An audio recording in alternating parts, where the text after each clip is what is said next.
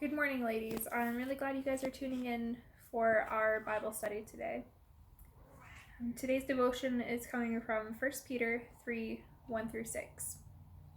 In the same way, wives, submit yourselves to your own husbands, so that even if some disobey the word, they may be won over without a word by the way their wives live when they observe your pure, reverent lives. Don't let your beauty consist of outward things like elaborate hairstyles and wearing gold jewelry or fine clothes, but rather what is inside the heart, the imperishable quality of a gentle and quiet spirit, which is of great worth in God's sight. For in the past, the holy women who put their hope in God also adorned themselves in this way, submitting to their own husbands, just as Sarah obeyed Adam, calling him Lord.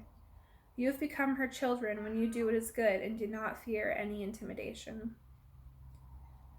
In these crazy and uncertain times when it seems like so much of the world is panicking and in a frenzy, what we don't necessarily feel is a gentle and quiet spirit or the absence of fear.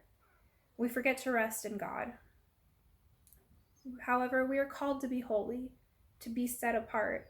And what better way to be set apart right now than to possess a gentle and quiet spirit and to do good and not fear any intimidation?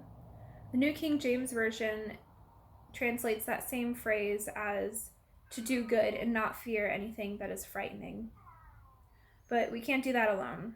We need the Spirit of God in our hearts to quiet our own spirits and to remind us that we have nothing to fear because God has set our feet on a firm foundation, and He has promised that He is with us wherever we go. By allowing the Holy Spirit to enter our hearts and to rule our lives, we can be a silent witness to those closest to us.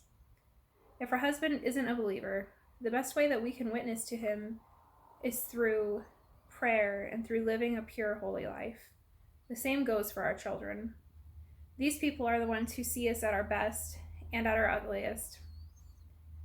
The more control we give to the Spirit to work in our lives, the less ugly that we will show our families, and the less ugly we'll show our neighbors and everyone around us. We can't rely on ourselves to have this freedom from fear, or this quiet gentleness about us that we're called so clearly to possess, because we eventually will fade and we eventually will fail. We're only human. Our looks will fade, our bodies will get weary and worn down, our patience will wear thin, our efforts will fail. What won't fail is the Spirit of the Lord. If we possess the Spirit that God promises to all of His children, then when we become broken old crones and all traces of our former selves have long gone, our true beauty will remain. Our gentle, quiet spirit, our ability to not fear anything that is frightening. These things that the world doesn't necessarily value, but to God hold imperishable value.